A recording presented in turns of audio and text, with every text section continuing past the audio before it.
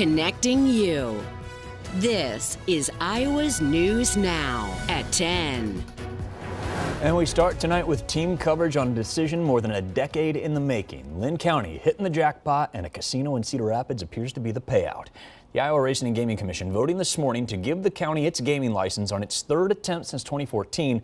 The city's planning to start moving dirt on the west side of the Cedar River real quick, too. Iowa's News Now reporter Kaylee Whitlatch recaps Thursday's IRGC meeting from Altoona.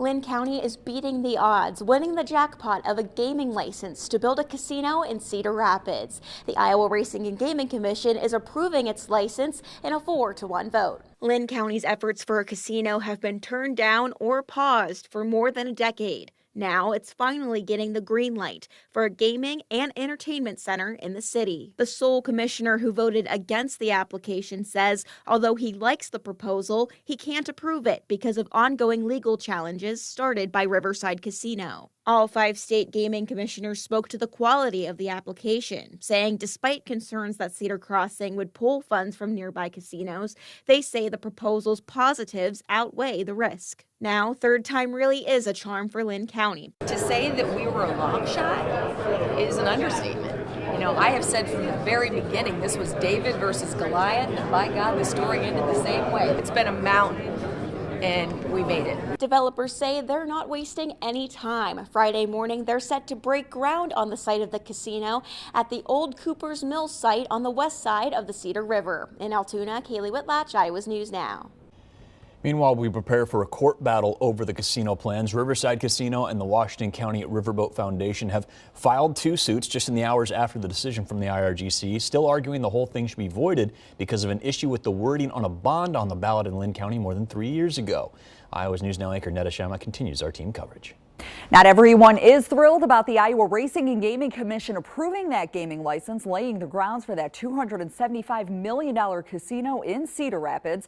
Now, you might remember just last month, Riverside Casino and the Washington County Riverboat Foundation filed a petition challenging the efforts, claim that a 2021 ballot asking voters to continue gaming in the county when it had not even begun. The CEO of Riverside sent us the following statement saying, "We are disappointed by the commission's decision today. We appreciate the time and effort the commission and staff put into this, but we do have questions and concerns as we still believe the referendum requirement has not been met and are reviewing our next best steps." Of course, we will continue to follow developments from the opposition. In studio, Netta Shama, Iowa's News Now.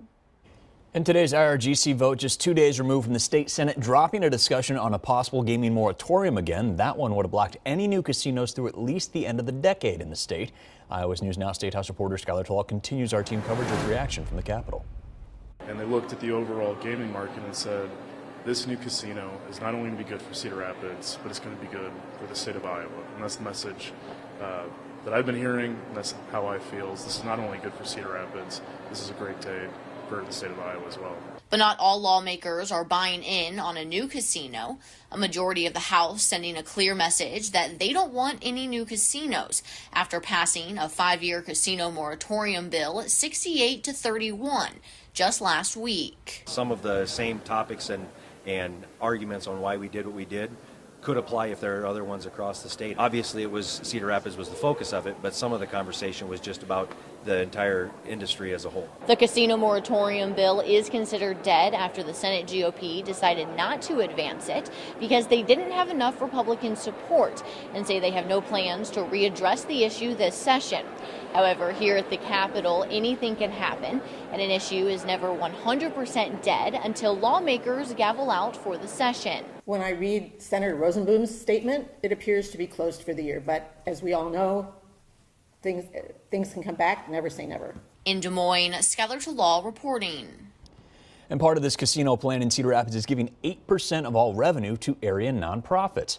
Iowa's News Now anchor Laura Abinetti is in studio with some of their reaction to the news today. The casino's pledging to give back to the community more than double the 3% required by the state. They'll be sending 2.25% of net gaming revenue to the city's Community Betterment Fund, and another 8% will go directly to local nonprofits.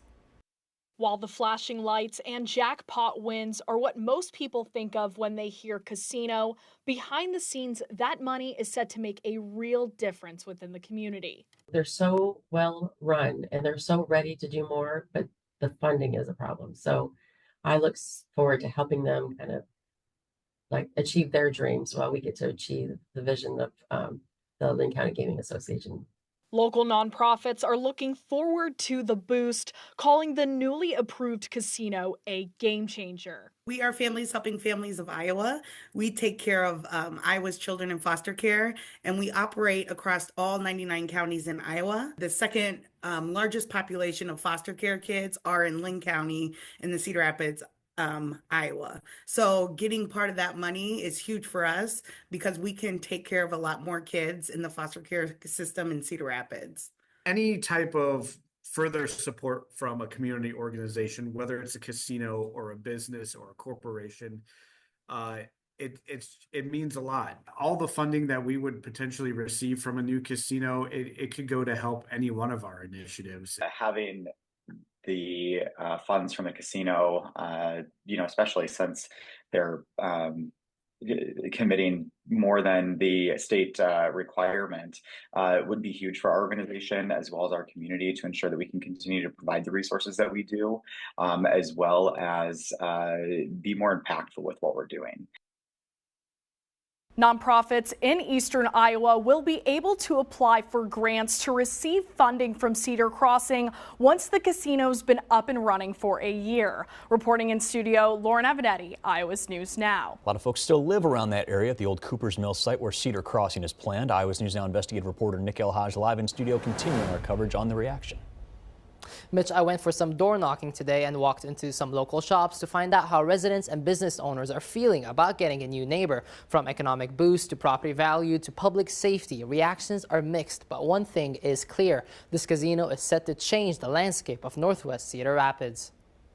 It's going to help with a lot of things in the city and particularly in my neighborhood. It's going to help with flood protection. They're going to need to speed up flood protection on the northwest side. If the casino comes in, there'll be all sorts of development coming in the flood protection. The planned $275 million development is expected to bring entertainment, jobs, and millions in tax revenue. I think it's really exciting, the idea that it'll normalize this idea that there's going to be entertainment, business, and really vibrancy and activity in the Northwest side. The pledge to support nonprofits at a level that's beyond what's required by the state also seems like it would be a net positive for us as a nonprofit theater. Homeowners near the site, however, worry whether the investment will pay off or how it'll impact property values and safety in the neighborhood.